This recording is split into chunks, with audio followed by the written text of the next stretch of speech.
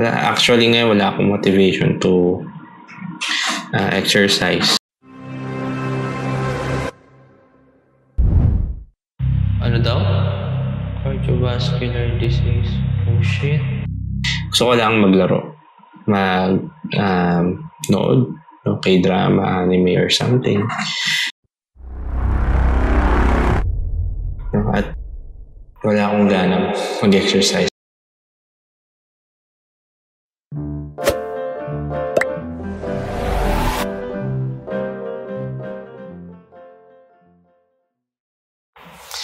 Kamusta mga Shendals? Na-miss ko kayo at recently lang pumunta ako sa isang clinic.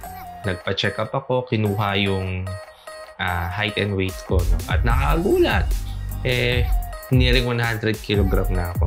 So, kailangan ko na magbawas ng timbang, exercise, build ng muscle, hindi magtaba. At higit sa lahat, maging healthy. Alam naman natin na associated sa pagdagdag ng timbang at ang pagiging obese, yung mga different health concerns. Sabi na, sakit sa puso, diabetes, at marami pang ibang health concerns. No? Yun lang yung nalaman ko. Anyways, samahan nyo ako sa journey ko na to na fitness goal. Hopefully, kayanin.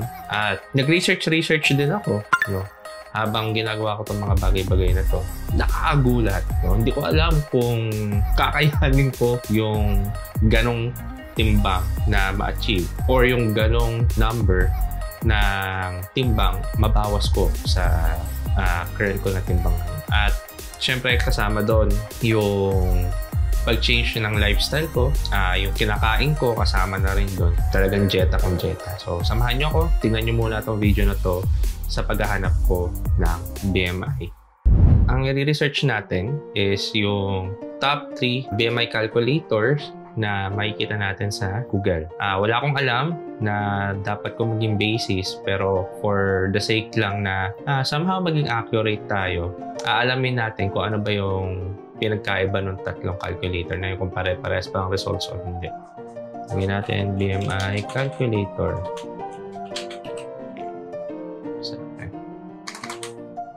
Calculator.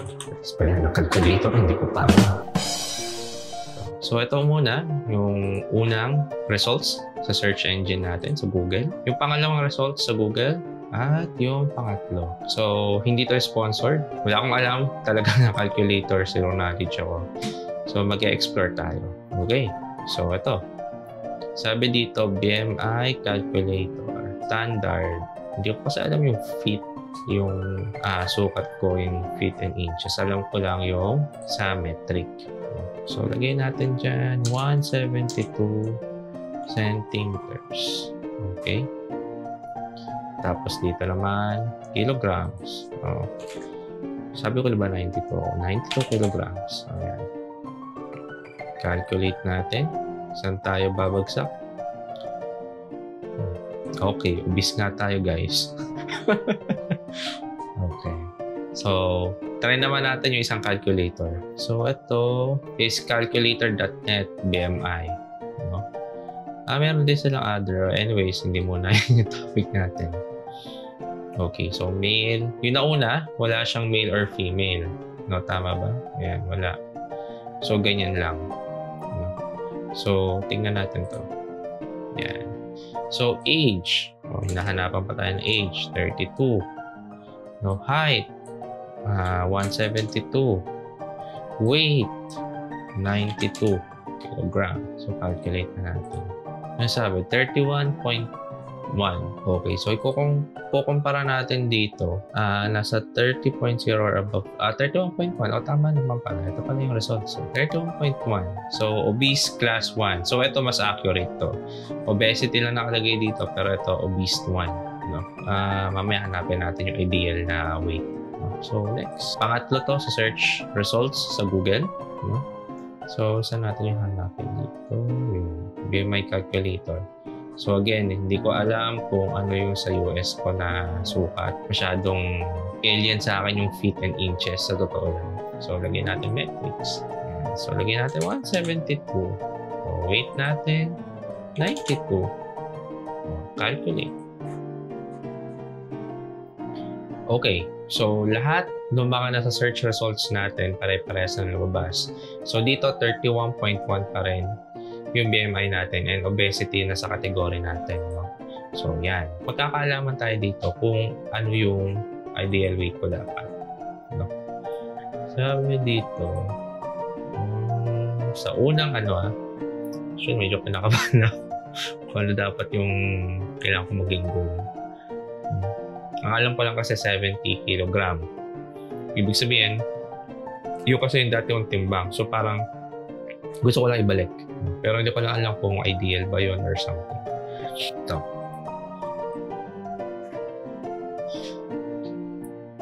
BMI. Wala siya nakalagay dito eh. Wala siya nakalagay dito kung ano ideal. So, next. Okay, dito naman. Obese class 1. Healthy BMI. Ito pala, meron pala na hindi ko na nakita. Healthy BMI range. Kilogram. Hindi ko siya maintindihan. Okay. BMI for adults. Okay. BMI charts. Hindi ko siya gets. Natakad na rin ako basahin eh. Ganun naman kasi gusto ko. Yung malaman ko yung ideal ko na dapat na maging weight. Okay. 31.1 class 1. Ayan. Parehas lang ng mga sinasabi. Parehas lang. Ayan. Class 1. Wala. So, search natin. Sunod natin i-search. Since alam na natin yung BMI natin, kailangan natin malaman kung ano yung ideal na weight natin or yung target natin, no? Para at least meron tayong goal na tinitignan. How to determine? Mali pa. Hindi. Wag. Wag. Wag. Wag. Wag. Wag. Huwag mong subukan. Masisira ang buhay mo. Healthy.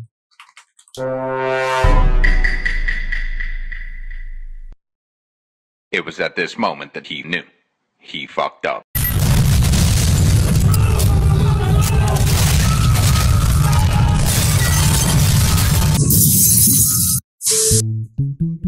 Hindi na.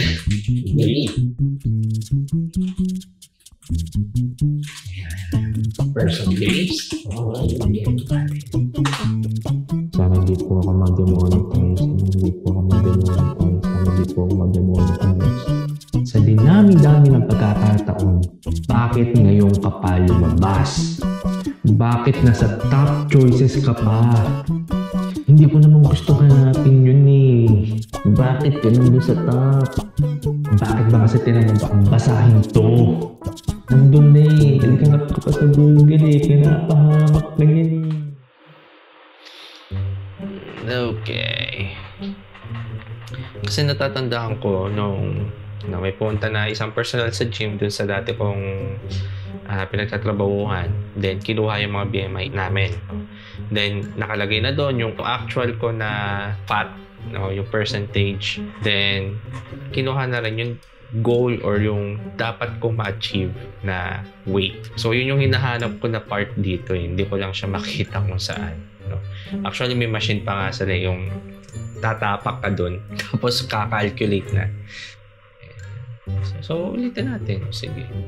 Pero, lagay tayo dyan. Pero, 172. Diba? Tapos, 92. Calculate. Okay. Baka ito na kaya. So, BMI is considered okay. Ano daw? Cardiovascular disease. Oh, shit. Grabe naman yung ano na to. Kakatakot. Kakatakot, gagi. A person should consult their healthcare provider, consider making lifestyle changes. Yeah. I'm doing it right now. Through healthy eating and fitness to improve their health indicator. For this height, a weight range of Yan na. Kita nyo yan, guys. 54 to 73.7 kg is a normal BMI. Mag-calculate tayo. So, sabihin natin na meron, ang current na weight natin is 92 kg. At minus 73.7. Gawin natin 74? O gawin natin 73? Nakabahan ako sa dapat na maging ano na ito. Resulta. 73 na lang. Round down na lang natin para at least mas safe. Or 70 is ano naman eh. Na-achieve ko nga yung 70 dati, diba? Ba't hindi natin gawin ngayon? Try natin. Kung ma-achieve natin 70. Check nga natin. 22 kilogram. Yung kailangan kong ibawas sa timbang ko. Shit! Wow. OMG. Okay. So, tuloy natin to. Challenging. So, yun na nga. Nahanap na natin kung ano yung actual goal. Next naman dyan, ano ba yung gagawin ko personally? Ano ba yung dapat kong gawin? Kasi iba-iba sa atin, may kanya-kanyang lifestyle, no? At may kanya-kanya naman tayong atake kung paano pumayat. Siguro, ang naging effective sa akin dati is yung mag-workout araw-araw. I mean, from Monday to Sunday. Talagang parang one punch man. Kumbaga. Like, ginawa ko po talaga yun, ano? 100 push-ups, 100 sit-ups, 100 squats, at 10 kilometer run. Anyways, ayun. So, kasama na rin dun sa gagawin ko, yun sa tubig. No? Aminin ko, hindi ako pala inom ng tubig. Siguro nakaka-4 na glasses. So, water lang ako. Hindi ko na ako kompleto yung 8 to 10 na minimum requirement nila para maging hydrated. No? So, yun pa yung isa sa mga kailangan kong baguhin sa lifestyle ko. Siguro, number 1 na rin yung sa cellphone. Kasi, babad na babad ako dito. Like, naglalaro ako. Mula umaga hanggang gabi. Kung hindi ako nanonood, naglalaro ako. So, siguro yun yung kailangan natin. Hindi siguro. Gawin na natin. Limitahan natin. Kung needed lang, doon lang ako mag-cellphone. Kung hindi needed, wag muna. At syempre, after nun, pag na-achieve ko na yung target ko na yun, may plano kasi ako. Gusto kong bumili ng ganito. Yun yung gusto kong bilhin at yun din yung pangarap kong bilhin. Imagine mo nung yung hindi pa ginigiba yung yung Green Belt. Meron kasi doon malapit sa Data Blitz yung tindahan ng mga Gundam. Then sa Toys R Us naman doon sa Glorieta, no. Imagine mo kada lalakad ako doon, nakikita ko yung Master Grade ng Strike Freedom, tapos yung Perfect Grade, no, nandun. Parang shit, sana magkaroon ako niyan, no. Mga ganun, diba? Matagal ko kasi pinapangarap na bumili ako ng ganun, no. So ayun, baka ito na yung chance, no? Pagka naabot, no? Naabot ko tong target ko. Sana maabot ko. Hindi lang to para sa akin. Siguro para na rin sa akin. ang gulo, no? No, hindi. Honestly, bukod dun sa goal ko na makabili ng Strike Freedom, syempre ginagawa ko rin to para sa sarili ko na maging healthy at syempre maging humaba pa yung buhay. Hindi lang sa pagkain ng noodles, yung mahaba yung buhay, kundi sa pag-exercise din at maging healthy. Siyempre, babawas din natin yung mga kinakain. Speaking of noodles, no? Yung mga kinakain natin, babantayan natin. Yung mga carbs, no? Sabi kasi nila, bawal pagsabihin yung rice, yung noodles, at yung tinapay. Sobra daw nakakataba yan. So, papabuhin natin yung mga ganong eating habits natin. Especially yung stress eating, no? Kasi pag na-stress ako, lagi kong takbuhan talaga, takoyaki. No? O kaya naman, basta sa may mga kainan, LRT, MRT, umiisa ako ng mga kwek-kwek, mga ganyan. Hindi ako masyadong mahilig sa pares. Pero, mga kinakain ko, mga minute burger pagka wala na akong choice. Pero pagka may takoyaki, kumakain ako takoyaki. Siguro yung pagtulog ko. No? Meaning ko, recently, tignan mo naman yung eye bags ko. Yeah, right? Diba?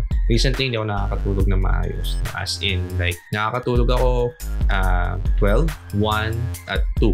No? So, imagine mo yung ganong sleeping pattern. No? Sobrang wasak yung body clock mo nun. So, nakakataba din daw yung pagka nagpupuyat ka. No? Kasi dadami ata yung kinakain mo. Which is, totoo naman. Na-experience ko naman yun. Pag nagpupuyat ako lagi, dumadami yung kinakain ko. Isa rin yun sa mga dapat kong baguhin sa lifestyle ko. So, hanggang dito na lang muna. Sisimulan ko yung next kong video, day 1. At doon sa day 1 na yon, ang gagawin ko is 100 push-ups. Joke lang, hindi ko pa kaya. I-start muna tayo sa level 1. Gagawin ko muna yung level 1 niya, which is yung 10. 10 push-up, 10 sit-ups, 10 squats, then 1 kilometer run muna tayo. Or jog, kasi hindi ko kaya. No? Jog or run muna. So hanggang sa masana yung katawan ko, hindi ko muna papansinin yung forms kung paano ko siya i-execute ng tama. No? Maghahanap din ako ng mga forms na pang level 1. No? Yung hindi muna yung parang perfect form or something. No? Parang sakto lang, makapag-push up lang ako at masana yung katawan ko. Then, saka ko na problemahin yung paano ba i-execute ng tama yung mga forms. So, sana, masana yung katawan ko, magawa ko ng mga task na to. Then, pag na-achieve ko yung goal ko, bigyan natin ng deadline. No? Usually, na-achieve ko siya dati ng 3 months. No? Pero kasi, ang weight ko nun 80. Like, 80 kilogram lang. At ngayon kasi 22 kilogram. No? So, 6 months siguro. Sakto, no? 6 months. So, may, during those bare months, for sure, maraming occasions yan. Maraming kainan, no? Face mask, gala-gala, or mga ganon. Usually kasi bare months nagkakayayaan. Medyo challenging yung part na to kasi within 6 months, kailangan ko ma-achieve yung goal ko na 70 kilograms. So, sana ma-achieve ko yung 70 kilogram na ideal weight ko para at least may padding ako kung tumaba man ako ng at least 1 to 2 kilograms or sabihin natin 3 kilograms, may buffer pa rin ako. Wow, buffer. So anyways, hanggang doon na lang muna. Maraming salamat at see you sa day 1.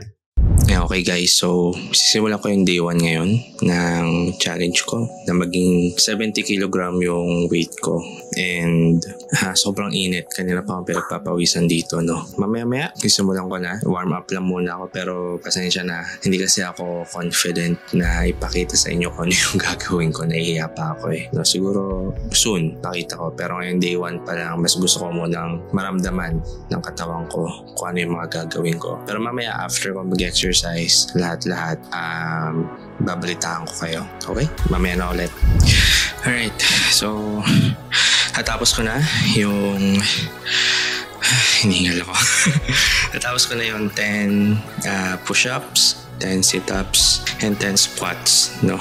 So, ang kulang na lang is yung 1 kilometer run na gagawin ko maya-maya, no? So, pahinga lang ako ng konti. Minado ko ang hirap.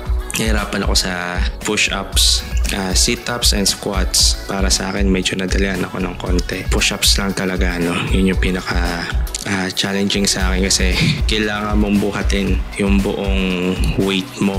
Kaya siguro hanap ako ng paraan para mapadali yung push-ups, no? So, habulin ko muna yung hininga ko. Sobrang hirap na hirap. Anyways, mamaya ulit. Bye. Alright, mga Shenals, welcome back ulit. Katapos ko lang kanina mag-jogging, yung 1 kilometer run. After no, nagpahinga na ako ng konti, freshen up.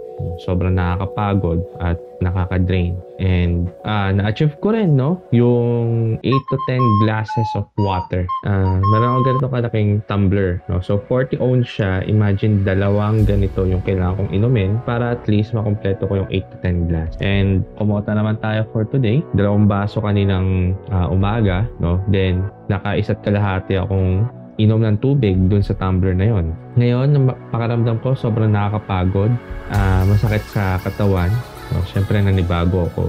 After nun, nung nakapagpahinga na ako, parang ang gaan sa pakaramdam, no? Meron nga pala akong share sa inyo, no? Okay, so ito nga pala yung share ko sa inyong app na ginagamit ko. So ito yung Chronometer, no? So hindi siya sponsored, no? Baka naman. So itong Chronometer na to, dito ko tinatrack kasi yung mga nangyayari sa akin nakita nyo naman, no, automatic na pinifeed no gamit kong smartwatch, which is yung Garmin. Kung nakita nyo doon sa video ko nung mag-exercise ako, ito yung gamit ko, Garmin, no, yan, Garmin. Nakalagay dito 0.0 minutes or something resting to 81 or ano. So may kita mo dito. Then meron kasi ako ditong sinet, no. Pwede ka rin dito maglagay ng mga foods na in-intake. Actually lately ko na lang siya naalala at lately ko na rin siya na-set up. Para sa akin, hindi ko naman ako yung parang gagawin ko tong diary na lahat ng kinakain ko ilalagay ko dito yung calories or something, you know. Dati ginagawa ko yun, pero ngayon mukhang hindi ko siya gagawin dahil medyo parang bawat kain mo, itatrack mo ilang calories pa to or something, no? Wala akong time para gawin yon. Yun lang yung personal preference ko na hindi ko muna siya gagawin, no? Dahil hindi ko naman kasi alam kung paano mag-compute ng calories dun sa mga kinakain natin. Like, for example, yung sa calories ng kanin, ng ulam na lulutuin. Mga ganun ba? No? Yung parang magiging mabusisi ka. Hindi ko kasi siya alam. So, pero you can comment down below kung may naisip kayong ways kung paano gawin yun. No, much better. So, ito, ang focus ko lang dito is kung paano ko siya itatrack yung timbang ko. So, kung makikita nyo, ito yung profile. So, dito sa profile na to, last update, ito, hindi na to accurate. Sobrang tagal na yan eh. Wait lang ha, check ko lang dito. Check ko yung kanina. Okay. So, ang fat percentage ko is 28%. Paano ko nakuha yung 28? Yung treadmill ko kasi meron siyang parang calculator ng mga fat. So, yun yung ginamit ko. Meron doon, ilalagay mo lang yung timbang mo, edad mo, tapos yung height mo. Then, yun na. Siya na mako-compute. So, na-update na natin yan. So, tignan natin yung target. So, weight goal tayo. So, sabi dito, current weight ko is 92. Tapos, ang weight goal ko is 70.5, no? Yun nga lang, ang nakakalungkot is, sabi dito, by March 1, 2026 ba daw siya matatapos? Hindi tayo makakabot dun sa goal natin 6 months, no? Pero who knows, diba? Kasi nakasalalay dito yung Gunpla. Sana ma-achieve ko tong 70.5 na weight goal ko para mabili ko yung gusto. Para reward na rin, diba? So, yun lang, no? Yun lang yung gusto kong i-share sa inyo. Tapos ko lang talaga kanina. Hopefully bukas makayanan ko pa. Hindi lang ako masyadong showy dun sa paano ko siya gawin. Nahiya kasi ako wala akong confidence na ipakita yun. Alam mo naman, medyo mahihain. Pwede na! Yun lang.